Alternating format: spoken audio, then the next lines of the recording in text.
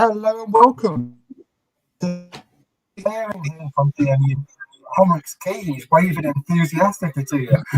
I'm Jamie. Good evening. Hope you're doing okay. Enjoying the sunshine, enjoying the football, enjoying life.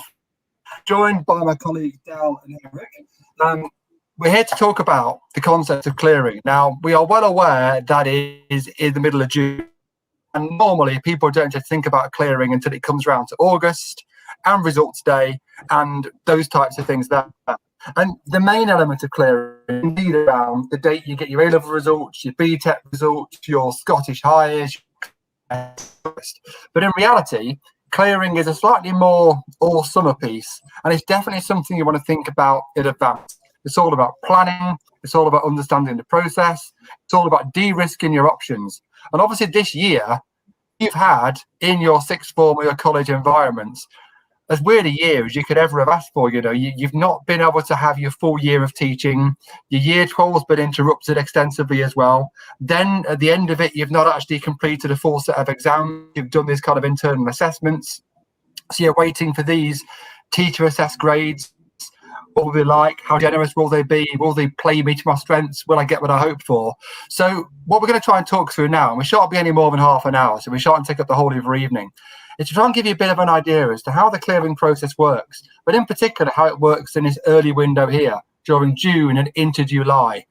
If you've got questions, throw them into the chat and we'll pick them up, bring them in and try and answer them as we go. If your questions are about anything at all to the clearing process, great, but also anything to do with UCAS, applications, research, timelines, any of those types of things, feel free to throw them in as it says on the screen there.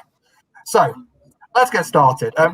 So my colleague Del has produced a beautiful timeline to talk you through. So Del, can we give folk a quick overview as to how the process works and where we're at now within the sort of extensive UCAS higher education journey? Yeah, sure. So you guys would have known, I'm not going to go too far back because you've gone through most of this already. So I'm just going to focus on certain elements, and that's pretty much around the January deadline, which got pushed forward a couple of weeks to the end of January. So you would have submitted all of your offers at that deadline during January. And again, it says on our screen here that around March you would have started to hear back. But again, with everything that's going on during the year and the world more widely, everything has sort of been a bit stagnant and a bit delayed. So you probably would have heard back March, April, possibly even May time from your different university choices. Universities would have come back to you with all sorts of offers. So hopefully for majority of people, it would have been good conditional offers, but sometimes there can be alternate offers that have been made. You guys then would have had to make your choices in terms of if you was in a situation where you'd receive 5 offers from your university choices, you would then have to narrow down to 2. One being your firm choice, which is the choice that you definitely want to go to, and that's the one that you've got your heart set on. And then there's also the insurance choice as well. So the insurance choice is there just in case you do not meet the conditions to the offer of your firm choice. But it's very, very important for you guys to be aware that that insurance choice is the place that you guys will be going to if you do not go to your firm choice. So this is why it's very important we're discussing things like early clearing, because we are giving you guys an additional opportunity to make some changes if you feel it's suitable to your personal circumstances. Now we're in the process of waiting in terms of, right, what results are going to come out. So we do realize that they are teacher assessed grades this year. So some of you might have an indication of what they are. You might already have an inkling if you're pals with your teachers, but formally universities will have to wait until August. So is it the 10th of August? Is it the results day this year? It is. I was just checking. Years I've worked, it's been a Thursday. This year they've put it as Tuesday to confuse. 10th of August, yeah. Yeah, so it's the 10th of August, guys. So that's the date that you guys will all find out your fate. So it's your judgment day, as a want for a better phrase. But we are now in a period where early clearing has started. So I'm going to pass over back to Jamie to give some more thoughts around early clearing. much down different points of the cycle this year more than ever, because not been able to attend open days throughout the cycle. We've not campus tours. Many of them have never physically been to see the university at all. Summer, and less than 2 months results, and 3.5 months from now, advise that you develop backup plans and you think about different options and different scenarios you might be in. To be a word negative connotations, it falls in a sort of like it's something you don't want to be in, and it sort of happens to you. I phrase, I found myself in clearing. It's almost like, oh my God, what do I do? I'm in this chance. But actually, clearing is a real opportunity as well. You can think about chance to get some benefits from and to get some backup plans rather than just a challenge and something that's happened to you outside of your control. So let's talk a little bit about the students that find themselves in clearing. And I understand my internet connection is dodgy, so I shall talk less and make. Can you chat through the types of scenarios that clearing might be beneficial for, please? I think you meant you wanted me to take this one, Jamie. I'll do it anyway. But yeah, I think it's obviously just quickly a good good opportunity to remind you guys that clearing is essentially there because there are spaces left on courses, and that's essentially all clearing is. The spaces left on courses, which is, as Jamie's previously mentioned, a really good opportunity for students in different scenarios to gain a place on said courses, and those. The situations, those scenarios where you might find yourself in clearing will range quite vastly. So it might be that you've not gotten into your firm or your insurance choice. Now, this could be down to a couple of reasons. Potentially your grades when it came to results, they weren't quite what you thought they were going to be. So maybe you didn't quite make the grade that was necessary for your firm choice or for your insurance choice. If that is you, clearing is a good opportunity there because there might be some courses that maybe potentially slightly drop their grades. There might be loads of courses out there that you can still apply to with the grades that you've actually achieved, and then you'll be able to go get yourself a place on those courses. You might have also previously not made an application during the. I hope you can hear me. Sorry, I've got the window open because it's roasting in here. But yeah, maybe you've not actually previously made an application during the main cycle. So when Dow just had a look through that timeline there. Maybe you hadn't actually applied around that January deadline. So you might find yourself applying through clearing. That's absolutely fine. All you have to do is go onto UCAS, create a profile, and just apply through clearing as you would during the main cycle. You might have also actually changed your mind about what course you want to study or where you want to study. So maybe you wanted to study, I don't know, any old course, and you've changed your mind, you want to do something else. Going through clearing might be a good opportunity there to actually, get yourself a place on a course that you're interested in, or the place you want to study might have changed as well. Now, there could be loads of reasons for this. Maybe you originally wanted to stay at home, and now you've had a change of mind and you want to move away, gain a little bit of independence, that kind of thing. Or maybe because of the pandemic, you weren't quite sure where you want to study. Maybe you decided that you wanted to stay local just because you weren't sure on the sort of outlook. But now maybe with things potentially opening up in around a month's time and the vaccine rollout and all that kind of thing, maybe you've decided you want to sort of live a little further afield. That's absolutely fine as well. So same again, you can go through clearing to get your place on that course. And maybe you've actually surpassed your predicted grades. Maybe you've done actually better than you were anticipating. So the same again, you might actually be able to find a place on a course that asks for slightly higher grades.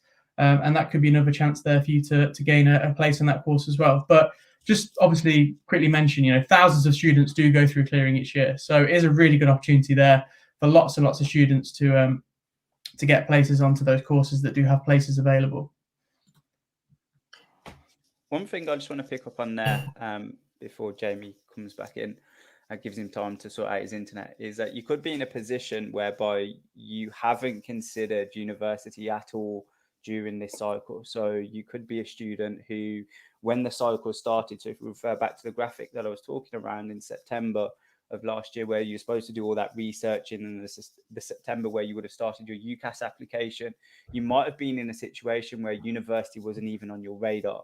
And with the way things are currently working within the world, you're probably thinking, going to university for the next 3 years and buying myself some time, upskilling myself, in terms of my professional skills and becoming more knowledgeable within a certain field that I'm particularly interested in, actually sounds like a really good idea.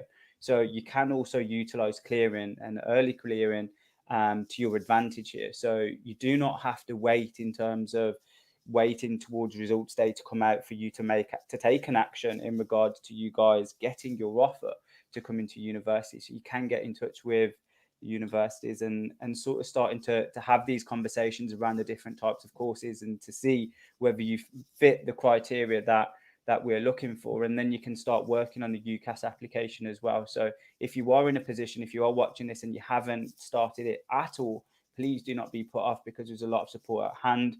We'll drop the contact details down in the comment section for you guys. So if you do want to get in touch, please do feel free to do so. Thanks very much. I'll try speaking and we'll see if I can my voice can keep in touch with my my audio. So we've got a question in here from Shivani. I think we might want to go back to a sort of bolts and braces, what is clearing? So can you hear me okay, guys? Am I in sync or am I out of sync at the moment? Whoa, let's talk while I can. So Shivani, so early clearing essentially is every single course that hasn't got a place, hasn't got all of their places filled at this time of the cycle, advertises their places for potential students to get on board. And as Henrik says, this could be either somebody who's not applied to uni at all, someone who's changed their mind, or someone who's looking for a backup plan. Those courses are advertised on the university's website. So on the DMU homepage, you'll see a big welcome to clearing box, and you'll see a list of courses on there.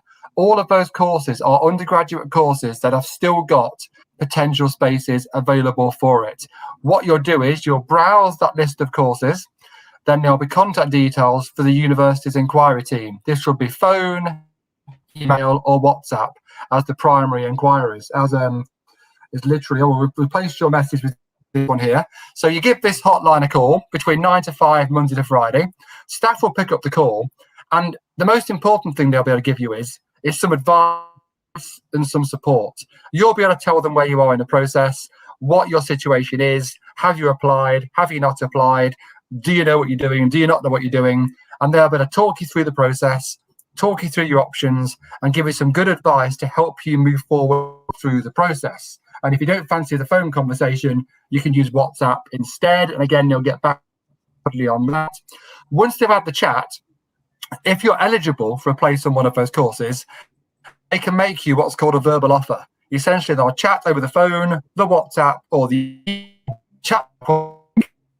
Look at it. If you're suitable, you get a verbal offer for that course. That means that you have got the potential to then get a place on that course. If you UCAS track is where you do all of your UCAS maneuverings, you accept your new applications, and you would go on to UCAS track, and you would use UCAS Extra to add that verbal offer as your choice. After the 5th of July, you'll be able to use the ice box on your UCAS track, and that adds the course you've got the offer for onto your use, and that then becomes the institution you're going for. Or you can have your offer sit there quietly, be a backup plan, and then activate it slightly later in the cycle. So clearing is just a chance to either get an offer if you've not got one already, or a backup plan or a change of mind. And the link here shows you courses are available through clearing. The majority are, but it's not 100%. Some of the really, really competitive courses with limited places, it isn't always a clearing market for. And obviously you can browse the sector, you can get as many verbal offers as you want from different universities, and then you add one as your UCAS track choice. What I missed there, guys? What else do we need to tell folk about the principle of clearing in terms of the operations? Anything we've missed out? I think so. Oh, you're muted there, Del. You're in full flow. We can't hear you. It's probably for the better. I bet that was your best stuff.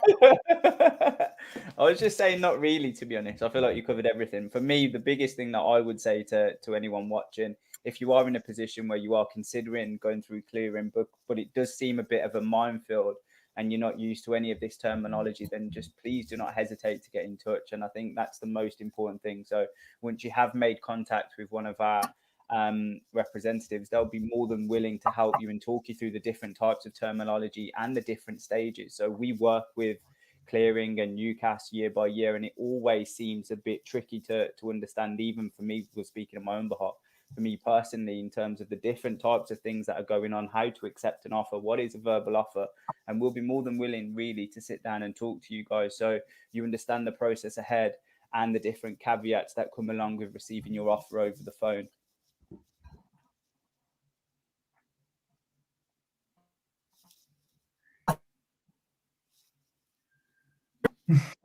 I'm not sure if Jamie's there or not. I think we've lost you, Jamie.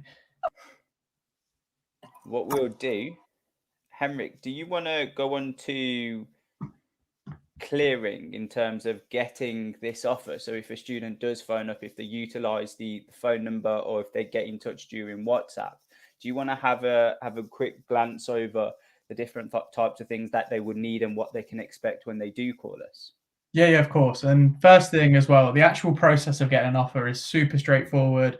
It's super easy. Speaking on behalf of DMU, if you speak to one of our sort of call handlers or advisors on the phone, they're all super helpful and will help you through the process if you do need any help. But the actual process itself, as Dal had mentioned, as Jamie mentioned, it's a case of just getting in touch with us through one of our contact lines. So whether you want to speak to us on the phone or you want to WhatsApp us, you just need a few things in hand, really. So you'll need your UCAS ID number. So you will obviously need a UCAS ID to actually apply to university, even if you're going through clearing. So, as Dal mentioned before, if you're in that position where you've not actually applied to university yet, you've not been through the main UCAS application cycle, you will need to go and create a UCAS ID and fill out all the admin stuff to get your ID number. And because obviously you will need that to add your offer to your account. So first things first, if you've not got UCAS ID and you are thinking of going to university through clearing, apply to UCAS, settle UCAS up. If you've got one of those, you will need your UCAS ID number when you're contacting either through WhatsApp or over the phone. You also need your level 2 results. So these are things like your GCSEs or your functional skills, and they typically will be in things like maths, English, and certain subjects like that. So you'll be able to find that exactly what you need on the relevant web pages for the course that you're looking to apply to. And then you'll also need your level 3 qualification results. So these will be things like A-levels, BTECs, your access qualifications. If you can have these to hand so that when you're speaking over the phone or through WhatsApp or whatever, it just makes it a little bit easier to make sure that we know that you sort of match the criteria that we're looking for, and it makes the whole process just go through a little bit quicker and easier. You will also probably need a personal statement. So if you have applied through the main UCAS cycle and you are applying to university and you've already written a personal statement, don't worry. You probably won't have to write another one. But if you haven't got a UCAS account, you're making one as you look to apply through clearing, you will probably need to make some sort of short or fast personal statement. Obviously, speak to the advisor you're talking to, and they'll let you know the sort of thing they're looking for. And you may also be required to have a sort of mini interview. This might just be done over the phone. It might just be a couple questions to sort of make sure, we get an idea that you're the right sort of candidate that we're looking for, and you sort of have an idea that we're the right course that you're applying to as well. And then once you've got all of those things, as we already mentioned, you'll be made a verbal offer, and typically you have around 24 hours to sort of sit on that offer and just sort of think about, what you want to do with that offer, whether you want to accept it, maybe you want to shop around a little bit more, decline it, whatever. That's totally up to you. But you have around 24 hours to accept that on your UCAS track, and then you sort of proceed from there, and you can sort of look forward to starting university. Absolutely. One thing that I want to say in terms of the verbal offers that you receive is that, like Henrik said, I think the key thing there is that you can get multiple. So like, say, for example, if you're on DMU's website now and you're having a look at the different clearing courses that we have on offer and you're torn between a couple, there's actually nothing from stopping you from getting offers on both of those courses. So those courses will typically have a 24-hour expiration date. So they will expire after 24 hours. So you will need to make your decision pretty sharpish, but there is nothing stopping you from getting multiple offers from us here at DMU if you are torn between a couple of course choices. So Jamie, are you back now? Who knows? You know, who knows? If we're delivering a live presentation, you don't suddenly vanish from view for 5 minutes, do you, and come back again? Then you don't suddenly find yourself muted and not able to contribute. Such is the joy of the modern world, my friends. I think I'm back. I think the other thing to stress is it's really important to do your research and give it some thinking time. So even if you're thinking, I'm not ready for clearing now, I'm not in a position to do anything, but if you're thinking ahead and you're thinking ahead for results today, just think about what is important to you. The one thing that sometimes happens in clearing is it leads to kind of panic, you know, because people sort of go, oh my God, this course is available now. I've got this offer. I've got to make it really, really quick decision. Time is important, and you don't want to hang around and sit on decisions and sit on your hands for ages, because time can pass you by and you can miss opportunities. But at the same time, give it some consideration. You need to still think about what is important to me from my degree, my location, as Henry referred to earlier, my overall university experience. What do I actually want my degree to do for me academically, socially, career-wise when I've finished? All those things that when you applied last autumn and you did your research still apply through the clearing window. So please don't see it as a panic buy. I've got to find a course. I've got to get an offer. And when you do talk to staff, don't just get the offer and run. Find out about the course. Find out about the uni. What makes your university different? Because every university is different, you know, and DMU has got all these unique selling points. It's different to the other university across town whose name temporarily escapes me, and other universities across the country. You need to really make sure that the place in the course is the perfect fit for you. So we're campus based, with everything on the DMU campus being on one site. So you've got that safe, secure student bubble, but 5 minutes walk and you're slap bang in the middle of a city centre for shops, restaurants, part-time jobs, those types of things. All our accommodation is walking distance. Most of it is en suite. And a campus is a blend of kind of nice old classic buildings, because we're a 150-year-old teaching institution, and buildings built within the last 2 or 3 years. We're now offering campus tours again for the first time. So we stopped last March for obvious reasons, and we haven't been able to do campus tours until April of this year. We're now doing campus tours 5 days a week, Monday through Friday, 11 o'clock and 1 o'clock, and running numerous Saturday campus tour events right through the summer, including a Saturday campus tour event this very weekend. So myself and Del may well be there. So if you found our virtual selves a stimulating experience, just imagine excitement meeting us face to face. Could be almost overwhelming, I would think, Del. I don't know about yourself. So do genuinely just be proactive, give it some thought, and genuinely make sure that the decision you're making for uni, which is one of the biggest decisions you'll ever make, you know, it impacts your whole life. It doesn't just impact the 3 years you're studying or 4 years.